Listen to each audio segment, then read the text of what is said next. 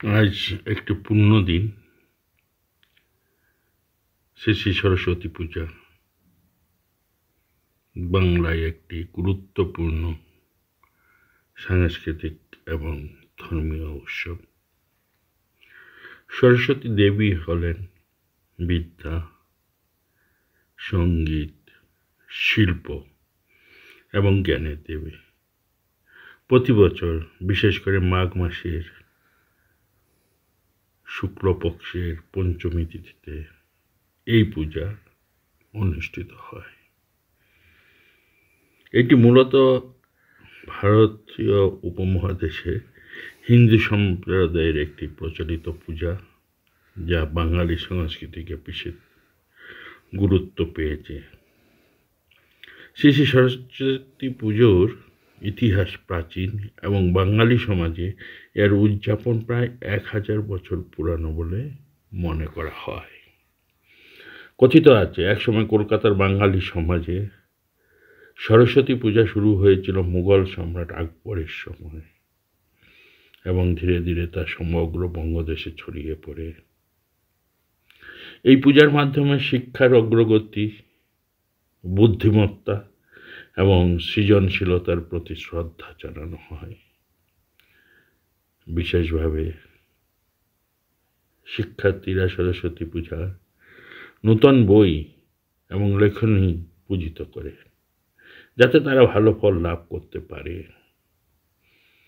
বেশিরভাগ সময় সরস্বতী পূজা বিদ্যালয়ে, কলেজে, বাড়িতে এবং ধর্মীয় প্রতিষ্ঠানে উদযাপিত হয়। আজকাল এই পূজা বাঙালি জীবনের একটি অঙ্গ হয়ে দাঁড়িয়েছে এবং এটি হিন্দু ধর্মের পাশাপাশি সামাজিক ঐক্য ও সৃজনশীলতার উদযাপন হিসাবে স্বীকৃত। সকালে ধীরে ধীরে সূর্য উঠছে। দূর থেকে আমাদের সাধুনিবাস থেকে শিলং আশ্রমের মন্দির দেখতে পাওয়া যাচ্ছে। চারিদিকে নিবিড় অন্ধকার, আস্তে আস্তে সকাল হচ্ছে। তারই চিত্র আপনাদের কাছে তুলে ধরলাম। তৎসহ মঙ্গল আরতির মাধ্যম দিয়ে আমাদের পূজা শুরু হয়েছে এবং 9:30 শুভ পূজা আরম্ভ, 11টায় পুষ্পাঞ্জলি। এছাড়া এই দিনটি আরেকটি উল্লেখযোগ্য দিন, স্বামী ত্রিগুণাতীতানন্দজি মহারাজের জন্মতিথি। ত্রিগুণাতীতানন্দের পূর্বের নাম ছিল শ্রী শারদা প্রসন্ন মিত্র। শ্রী দুর্গাদেবীর কৃপায় একটি পুত্র লাভ করিয়াছেন বলিয়া তাহার পিতা পুত্রের ঐরূপ নাম রাখিয়াছিলেন। 24 পরগনা জেলার অন্তর্গত পাইকহাটি নাওয়া গ্রামে মাতলালয়ে 1865 খ্রিস্টাব্দে 30 জানুয়ারি, 18 মাঘ, 1271 চান্দ্র শুক্ল চতুর্থ তিথিতে সোমবার রাত্রি 9:26 সময় শারদার জন্মগ্রহণ করেন। বাল্যকাল হইতেই দেবতা পূজাতিতে শারদার বিশেষ আগ্রহ ছিল। তাহার নিজের আশা ছিল এবং সকলেই ভাবিতেন যে পরীক্ষায় উচ্চ স্থান অধিকারপূর্বক তিনি বৃত্তি লাভ করবেন। ঠাকুরের সদ্গুণে শারদার জীবন কিরূপ না নবভাবে গঠিত হইয়াছিল, তার একটি দৃষ্টান্ত দিলে মন্দ হইবে না। শৈশব হইতে স্বগৃহের ব্যবস্থা দেখিয়া শারদার ধারণা হয়েছিল যে ঝাঁটা দেওয়া, জল তোলা ইত্যাদি ঝি চাকরদের কাজ। তাই ঠাকুর যখন একদিন আদেশ করিলেন, কিছু জল এনে আমার পা ধুইয়ে দিয়ে, তখন লজ্জায় আর অকৃত্রিম বদন। শারদা শুধু চিত্রাবৃতের ন্যায় দাঁড়াইয়া রহিলেন। ঠাকুর সব বুঝিয়াও যেন বুঝিতে পারেননি। এমনভাবে পুনরায় বলিলেন, জল নিয়ে আয়। সারদা কি করিবেন, উপায়ন্তর না দেখিয়া তাহাকে আদেশ পালন করিতে হইল। কিন্তু সেই সংস্কারের অনিচ্ছা সেদিনই পূর্ণ ইচ্ছায় পরিণত হইল। আমরা পরে ইহার পরিচয় পাইব।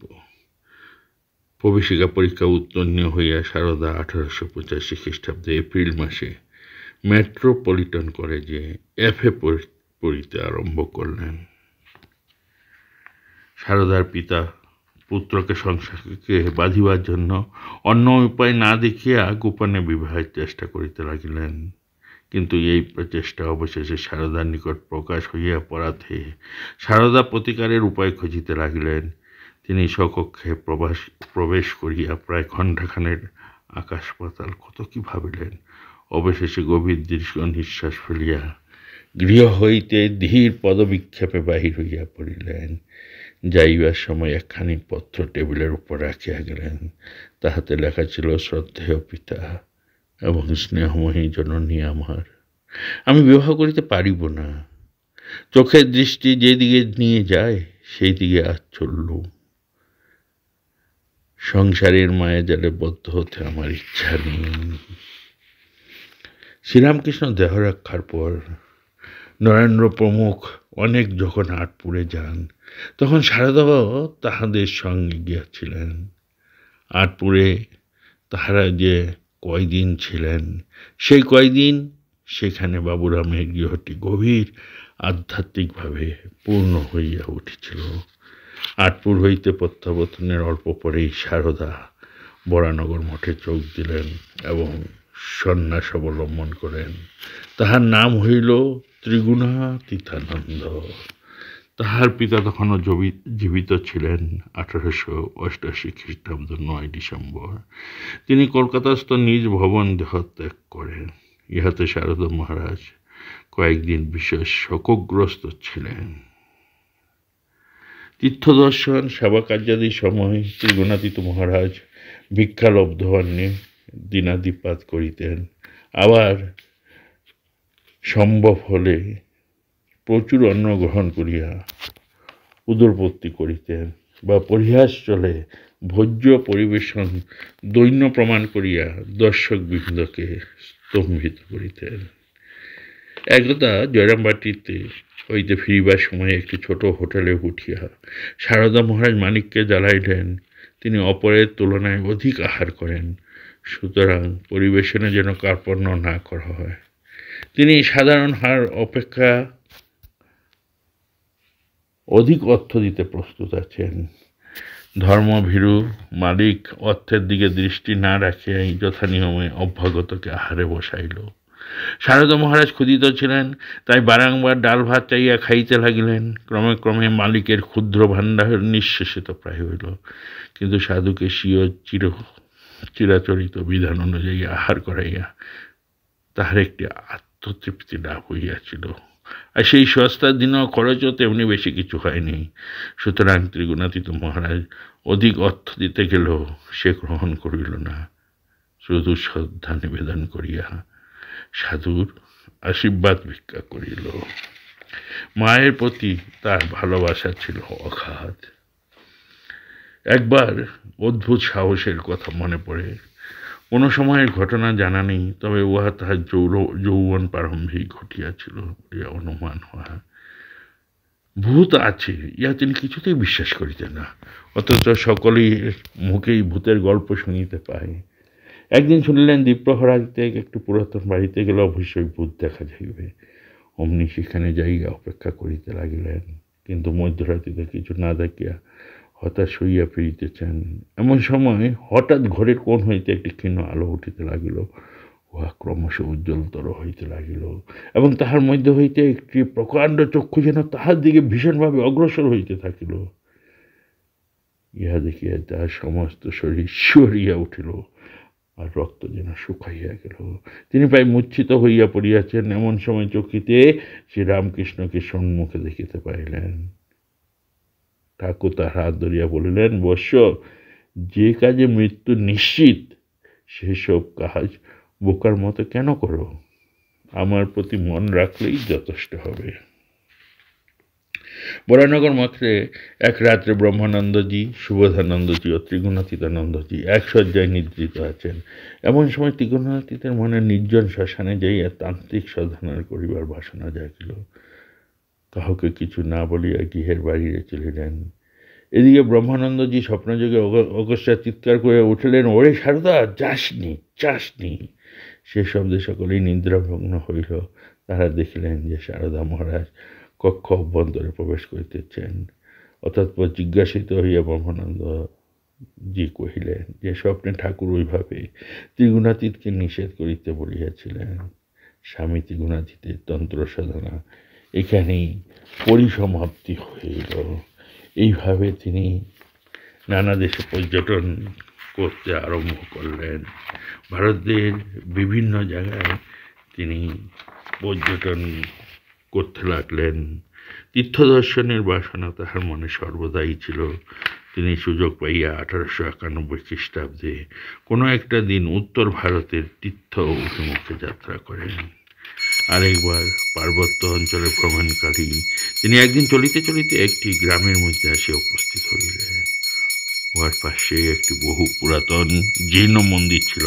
মন্দিরের সম্মুখে চতুর্দিকে প্রাচীরাবৃত একটি ছোট প্রাঙ্গণ। তিনি শুনিতে পাইলেন সূর্যাস্তের পরেই মন্দিরের দরজা বন্ধ করিয়া দেওয়া হয়, কেননা রাত্রিতে কোথাও হইতে ঝাঁক ঝাঁক মশা এই মন্দিরে আসিয়া উপস্থিত হয়, এবং কেউ মন্দিরের মধ্যে থাকিলে মশক দংশনে তাহার জীবন সংশয় হয়। এইরূপ অদ্ভুত কথার সত্যতা পরীক্ষার জন্য তিনি গ্রামবাসীদের নিষেধ সত্ত্বেও সূর্যাস্তে মন্দিরে ঢুকিয়া পড়িলেন। তাহার পর সত্যি সত্যি কৃষ্ণমেঘ সদৃশ মশকপুঞ্জ আসিয়া তাহাকে আক্রমণ করিলে তিনি কম্বলাবৃত হইয়া ভূমিতে গড়াগড়ি দিতে লাগিলেন এবং ঠাকুরকে স্মরণ করিয়া সারা রাত্রি অনিদ্রায় কাটাইলেন। এত অবস্থার মধ্যেও বন্ধু বান্ধব বা পরিচিত কাহার অসুখ হইলে তিনি তাহার শয্যাপাশে বসিয়া অম্লান বদনে সেবা করিতেন। 1903 খ্রিস্টাব্দ 2 জানুয়ারি জাহাজে সান ফ্রান্সিসকো শহরে পৌঁছলে স্থানীয় বেদান্ত সমিতির সভ্যগণ তাহাকে সাদরে সমিতির সভাপতি ডাক্তার M.H. লোগানের গৃহে লইয়া গেলেন। ওই বছর সান ফ্রান্সিসকোর কাজ এত বৃদ্ধি পাইল যে নিজস্ব ভূমিতে বেদান্ত সমিতির গৃহাতি নির্মাণ না হইলে আর চলে না। সেই জন্য বন্ধু বান্ধবের সাহায্যে ভূমি সংগ্রহান্তে 1905 খ্রিস্টাব্দে 25 আগস্ট তথা হিন্দু মন্দিরের ভিত্তি স্থাপন হইল। ইহার পর তাহার লক্ষ্য হইল মন্দিরে সংলগ্ন বাসকক্ষগুলোকে অবলম্বন করিয়া আশ্রম জীবন গড়িয়া তোলা এবং তাহাতে পাশ্চাত্যবাসীকে ব্রহ্মচার্যের আদর্শে শিক্ষা দেওয়া।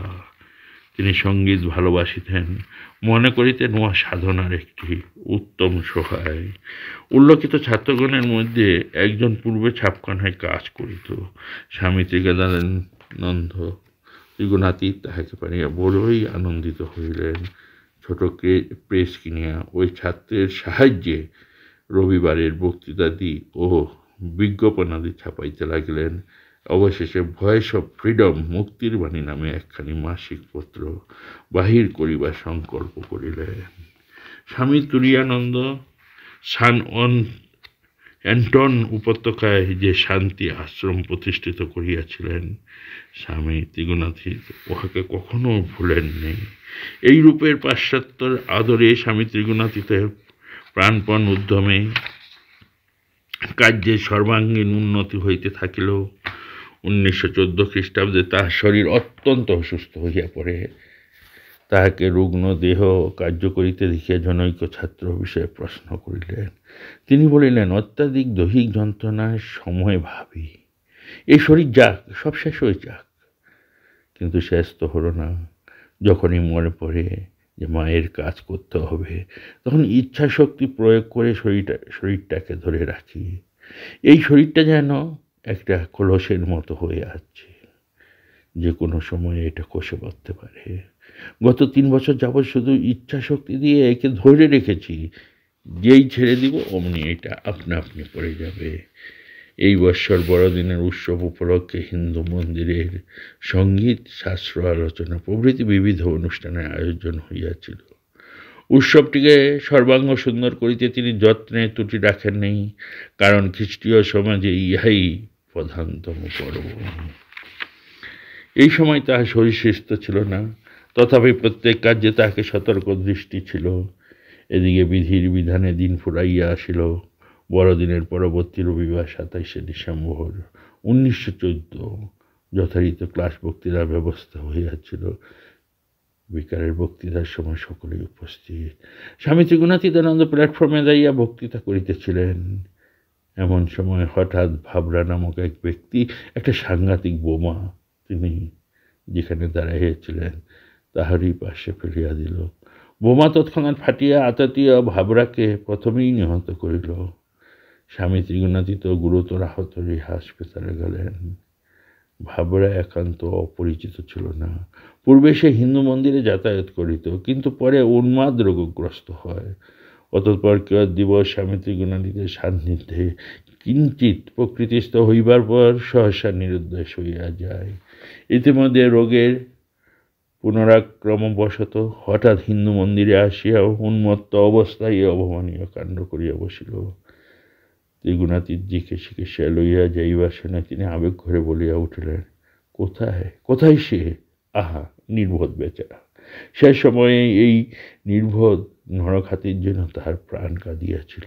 সে যে উন্মাদ, তাহার কি দোষ? হাসপাতালে তাহার অশেষ যন্ত্রণার উপশম কল্পে মারফিয়া প্রয়োগ করা হইয়াছিল। উহার কেউ কিঞ্চিত প্রশমিত হইয়া জ্ঞান ফিরিয়া আসিলে তিনি কিছু কিছু কথা বলিতেন। এইরূপ 29শে ডিসেম্বর যখন তাহাকে ভাববার কথা জিজ্ঞাসা করা হইল, তিনি জানাইলেন যে তাহার সহিত কোনো মনোমালিন্য ছিল না এবং বোমা বিস্ফোরণের কোনো কারণও তিনি অবগত নহে। তিনি প্রায় 15 দিন হাসপাতালে ছিলেন। প্রতি মুহূর্তে অসহ্য যন্ত্রণা হইতেছিল, কিন্তু কোনোদিন এতটুকু কষ্টের কথা কাউকেও বলেননি।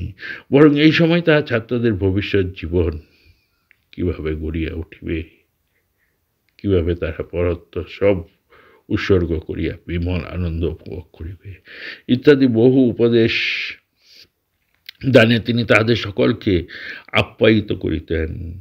9 জানুয়ারি বিকালে তাহার সেবায় নিযুক্ত যুবক শিষ্যটিকে নিকটে ডাকিয়া নানাবিধ আলাপ প্রসঙ্গে তিনি বলিলেন যে দিবস স্বামী বিবেকানন্দের জন্মোৎসব। ওই দিনে তিনি দেহত্যাগ করিবেন। সত্যি সত্যি পরদিন 1915 খ্রিস্টাব্দ 10 জানুয়ারি বিকাল 7:30টার সময় তিনি সেই গুরুপদে মিলিত হন। তাহার ছাত্ররা এই সংবাদ পাইয়া দলে দলে শেষ দর্শন করিবার জন্য ছুটিয়া আসিলেন। অবশেষে উপাসনাদি কার্য যথারীত সমাপ্ত হইলে বহু লোক সমবেত হইয়া সেই পুত দেহে সৎকার করিলেন। কিছুদিন পর একদল ভক্ত ও ছাত্ররা স্বামী ত্রিগুণাতীতের সুপবিত্র ভস্মাবশেষ লইয়া শান্তি আশ্রমে গমন করিলেন এবং তথায় সিদ্ধগিরিতে উহা প্রতীত করিলেন। আজ এই পুণ্যদিনে তাহার জীবন বৃত্তান্ত যদি আমরা মনে মনে অনুধাবন করি, তিনি এত কষ্ট পেয়েও যে অন্যদের শিক্ষা দিতেন, এটা আমাদের কাছে খুব ভাববার বিষয়। আমরাও সেরূপ চিন্তা করিব। আজ এই পুণ্য দিনে মঙ্গল আরতি দিয়ে শুরু হয়েছে এবং 9:30টায় আমাদের শুভ পুজো আরম্ভ হবে। 11টায় পুষ্পাঞ্জলি। সকলকে জানাই সাদর আহ্বান।